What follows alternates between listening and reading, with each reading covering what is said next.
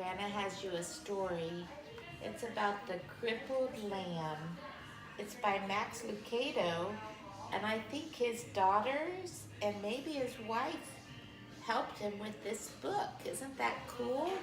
Maybe you and your mommy can write a book together. Okay, here's the lamb. Let's see. Once upon a time, in a sunny valley, there lived a little lamb named Joshua, just like your Uncle Joshua. He was white with black spots, black feet, and sad eyes. Joshua felt sad when he saw the other lambs with snow white wool and no spots. He felt sad when he saw the other sheep with their moms and dads because he didn't have a mom or dad. But he felt saddest when he saw the other lambs running and jumping because he couldn't. Josh had been born with one leg that didn't work right. He was crippled. He always limped when he walked. He just couldn't walk quite right. That's why he always watched while the other lambs ran and played. Josh felt sad and alone, except when Abigail was around. Abigail was Josh's best friend. She didn't look like a friend for a lamb. She was an old cow. She was brown with white blotches that looked like rain puddles on a path. Her belly was as round as a barrel, and her voice was always kind and friendly. Some of Josh's favorite hours were spent with Abigail. Look at that Abigail. They loved to pretend they were on adventures in distant lands. I wonder if they thought they were in Florida. Josh liked to listen to Abigail tell stories about the stars. They would spend hours on the hill looking into the valley. They were good friends. But even with a good friend like Abigail, Josh still got sad. It made him sad to be the only lamb who could not run and jump and play in the grass. That's when Abigail would turn to him and say, "Don't be sad, little Joshua. God has a special place for those who feel left out." Josh wanted to believe her, but it was hard. Some days he just felt alone. He really felt alone. The shepherd decided to take the lambs to the next valley where there was more grass. The sheep had been in this valley so long, the ground was nearly bare. All the sheep were excited when the shepherd told them they were going to a new meadow. See the shepherd? Here's all the excited sheep. As they prepared to leave,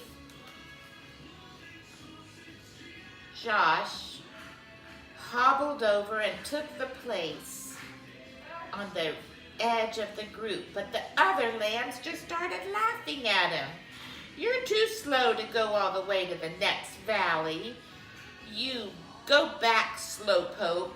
We'll never get there if we have to wait on you.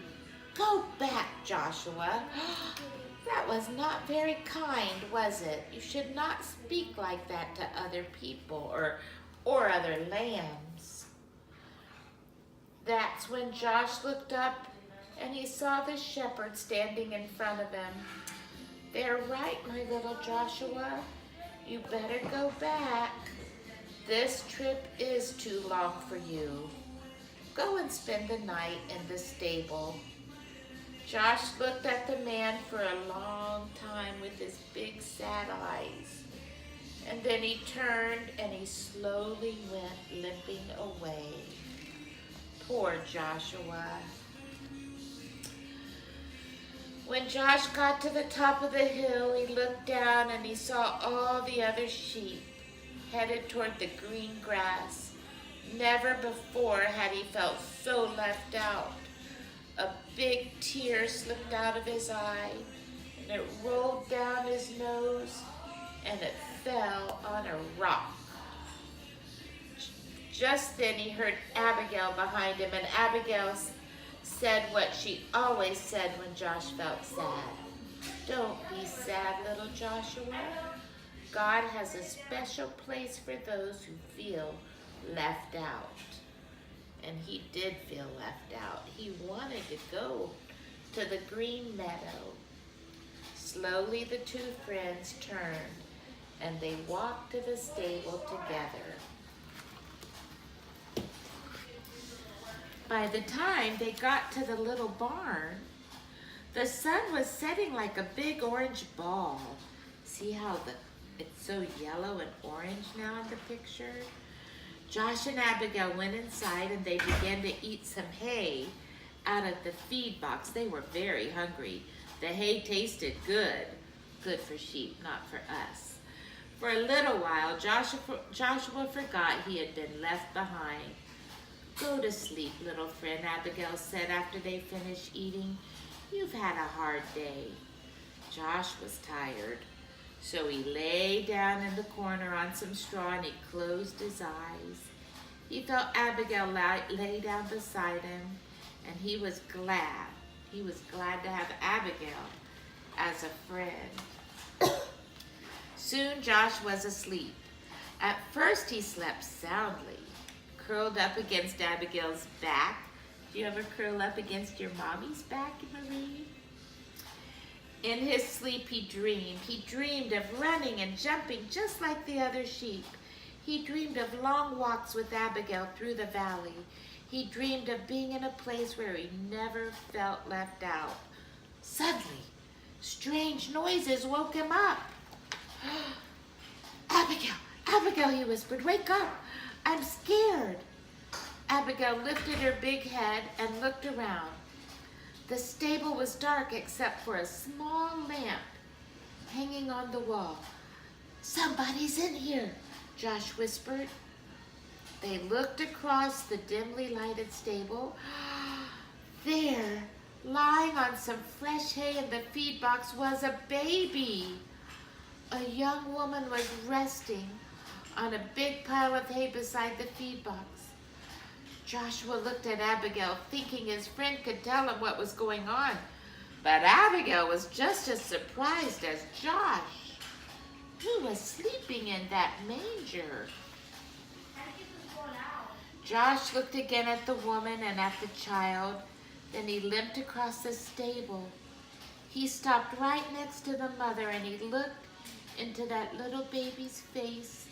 The baby was crying. He was cold. The woman picked up the baby and put him on the hay next to her. Josh looked around the stable for something to keep the baby warm. Usually there were blankets, but not tonight. The shepherds had taken them on their trip across the valley. Then Josh remembered his own soft, warm wool. Timidly, he walked over and he curled up close to the baby. Thank you, little lamb, the baby's mother said softly. Soon the little baby stopped crying and went back to sleep. About that time, a man entered the stable carrying some rags. I'm sorry, Mary, he explained. That's all the cover I could find. It's okay, she answered. This little lamb has kept the new king warm. A king? Joshua looked at the baby and wondered who he might be. His name is Jesus. Mary spoke as if she knew Josh's question. God's son. He came from heaven to teach us about God. Just then there was another noise at the door. It was the shepherds, the ones who had left Joshua behind. Their eyes were big and they were excited. We saw a bright light and we heard the angels, they began. Then they saw Joshua next to the baby. Joshua, Do you know who this baby is? He does now. It was the young mother who was speaking. She looked at Joshua and smiled. God has heard your prayers, little lamb. This little baby is the answer. Joshua looked down at the baby. Somehow he knew this was a special child, and this was a special moment. He also understood why he had been born with a crippled leg. Had he had been like the other sheep, he would have been there in the valley. But since he was different, he was in the stable, among the first to welcome Jesus into the world. He turned and he walked back over to Abigail and he took his place beside his friend. You were right, he told her. God does have a special place just for me.